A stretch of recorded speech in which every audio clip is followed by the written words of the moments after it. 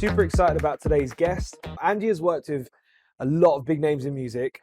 Hip hop or trap specifically, would you say? Yeah, I'd say R&B, a little bit of everything, but definitely Nice. specifically hip hop. Who's Angie and what do you do? Yeah, so my name is Angie. I'm from Toronto, Canada, and I am an engineer, recording engineer, and mixer. Overall fan of Pro Tools. So now you know you're working with tons of artists that are huge, right?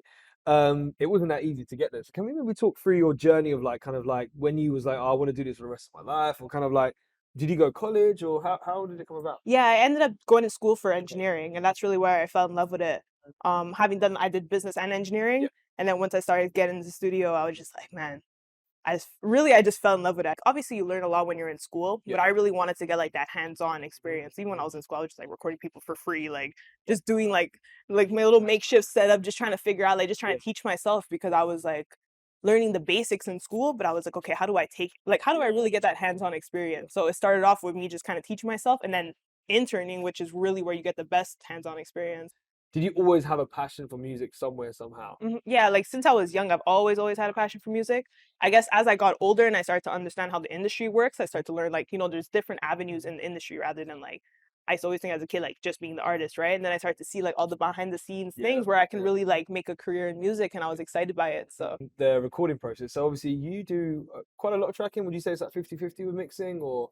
yeah, I feel like for the most part, like the way I've been recording is really like back-to-back albums. Wow. So I've really been like 24/7, like staring at Pro Tools recording. So it's like when I do, when it's in those like little time crunches of recording, I don't really have time off to say I can mix, but I try to find some time in between to actually get like a 1-2 mix done. But definitely like when I'm locked in like album mode, it's just straight recording. Like there's no time for nothing else.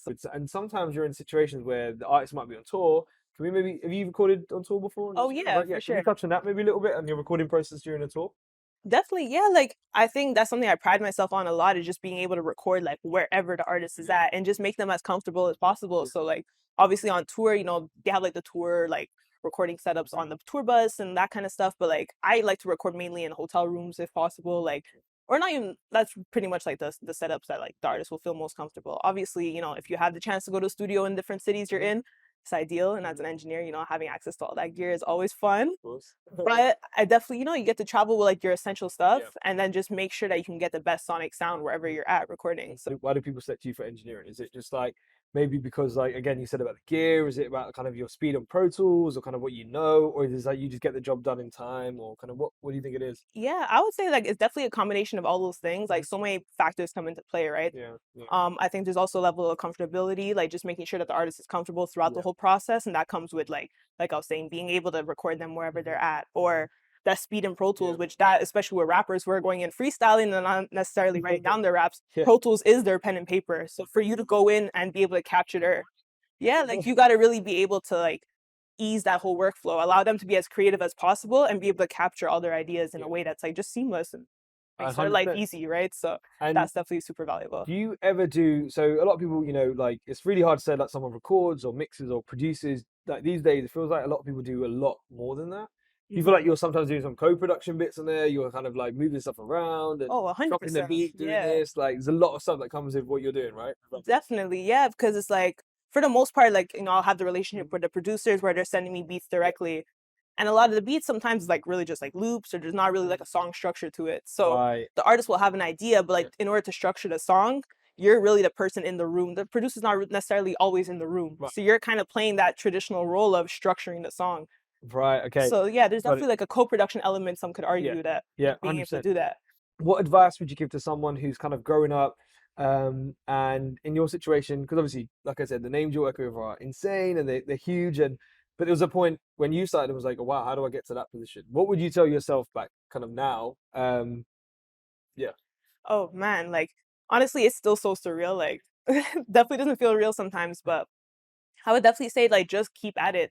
There was times where I was like, really like down bad, like this shit like no one really talks about sometimes, but it's like where you just feel like, man, you never really know if it's gonna work out or if how shit's gonna end up going out. But I mean, I just gotta like tough it out, stick with it. Like I think I always kind of just kept the mentality of like keep your head down, do amazing work, and just kind of just outwork everybody. That was kind of like my mantra going through it, just like outwork everybody. I still haven't gone to bed last night, so Really? I've been this is a nice little Oh. But it'd be like that, and it's like it's just when you love what you do, like I don't feel tired at all. Like I'm excited. Right after this, I'm going straight to the studio again. Like it's just Oh, that is crazy. so I think it's that level of like Excitement, that enthusiasm. hunger and like and passion where I was like, yeah, I had to just Sick. make it work. There was no way I wasn't gonna make it work. Well, look, Angie, thank you so much, guys. Thank you so much for watching. It's been a great episode, and Angie, thank you. Thank you. And we'll see you soon. Thank you very much.